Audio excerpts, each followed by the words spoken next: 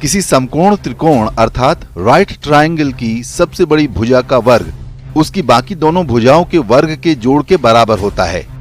इस रेखा चित्र में a और b के वर्ग का योग c के वर्ग के बराबर होगा। विश्व इसे पाइथागोरस थ्योरम या पाइथागोरस के प्रमेय के नाम से जानता है। जिन लोगों ने भी 10वीं कक्षा तक पढ़ाई की है उन्हें इसके बारे में अवश्य पता होगा। ये प्रमेय बहुत सरल दिखाई देता है, लेकिन इसका उपयोग छोटे कमरे से लेकर बड़े बड़े भवन बनाने में होता है। आज जो ऊंची ऊंची बिल्डिंग बनती हैं, वो बिना इस प्रमेय के ज्ञान के संभव नहीं थीं। इसकी खोज का श्रेय प्राचीन ग्रीस के गणितज्ञ पाइथागोरस को दिया जाता है।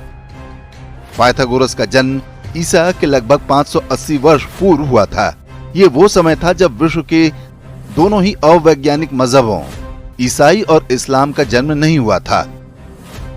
पाइथागोरस को भले ही इसका श्रेय दिया जाता है, लेकिन सत्य यही है कि भारतीयों को इस प्रमेय का ज्ञान बहुत पहले से था। इसी प्रमेय की सहायता से प्राचीन भारत में स्थापत्य और मूर्तिकला अपने चरम पर थी। जिस सूत्र को पाइथागोरस का बताया जाता है, भारत में इसका लिखित प्रमाण पाइथागोरस से भी 250 वर्ष पुराना है।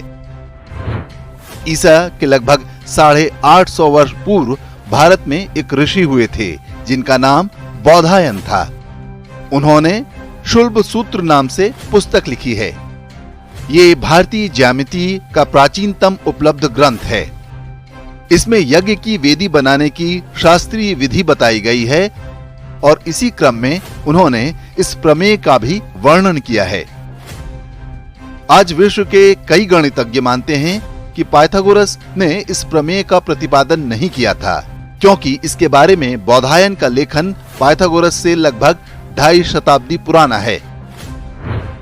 वास्तव में बौधायन या पाइथागोरस से भी पहले मिस्र और बेबीलोन की सभ्यताओं में इस सूत्र के प्रमेय के ढेरों उदाहरण मिलते हैं।